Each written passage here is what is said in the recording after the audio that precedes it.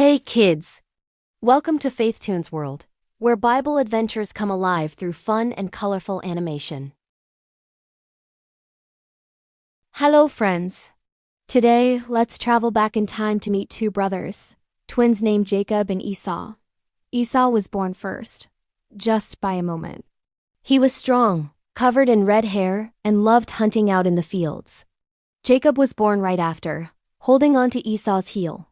He was a quieter boy who liked staying close to home. Because Esau was the firstborn, he had something special called a birthright. Think of a birthright as a super important family promise. It meant that one day, Esau would become the leader of the family and receive a larger share of everything his father owned. It was a big deal. One day, Esau came back from a long day of hunting. He was so hungry and tired. He saw his brother Jacob cooking a delicious-smelling stew made of red lentils. "Jacob, please, give me some of that stew, I'm starving," he said. Jacob saw a chance. "Okay," he said, "but first sell me your birthright." Esau was so focused on his rumbling tummy that he didn't think about how important the birthright was. "What good is a birthright if I'm about to faint from hunger?" he exclaimed. So, right then and there, Esau traded his special family promise for a simple bowl of stew. He chose what he wanted right now over what was most important for the future. Years went by.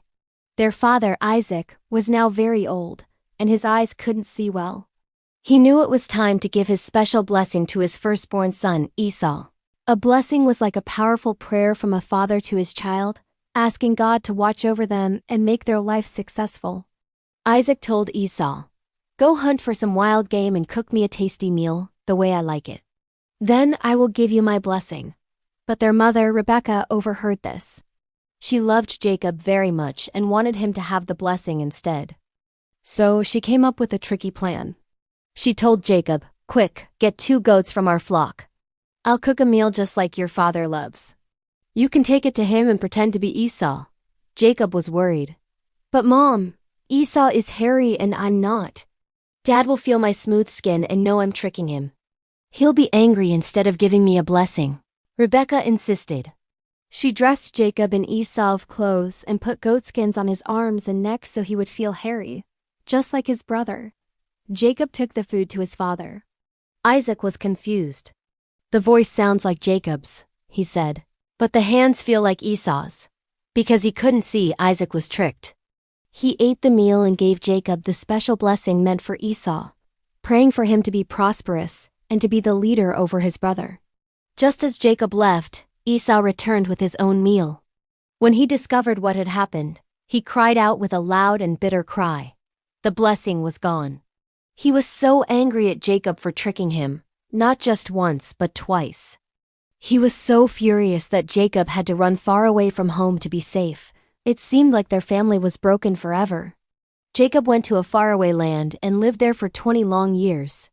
He got married, had a big family of his own, and learned many lessons about honesty and hard work.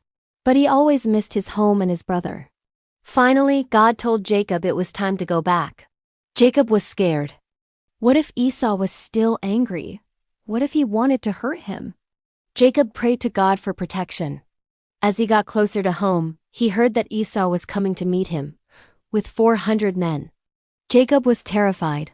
He prepared a huge gift of goats, camels, and cows to send ahead to his brother, hoping it would soften his heart. Then the moment came. Jacob saw Esau running toward him. Jacob bowed down low to the ground 7 times as a sign of respect and apology. He was ready for the worst. But something amazing happened. Esau didn't come to fight. He ran right up to Jacob, threw his arms around his neck and hugged him. They both cried. It was a beautiful moment of forgiveness. Esau's heart was no longer filled with anger, but with love for his long-lost brother. The story of Jacob and Esau teaches us so much. It shows us that shortcuts and trickery can cause a lot of hurt. But it also shows us the incredible power of forgiveness. Even when we make big mistakes, God can help heal broken relationships and bring families back together. He kept his promise to Jacob, even with all his faults, showing that his plans are bigger than our mistakes. Thanks for watching today's story, kids.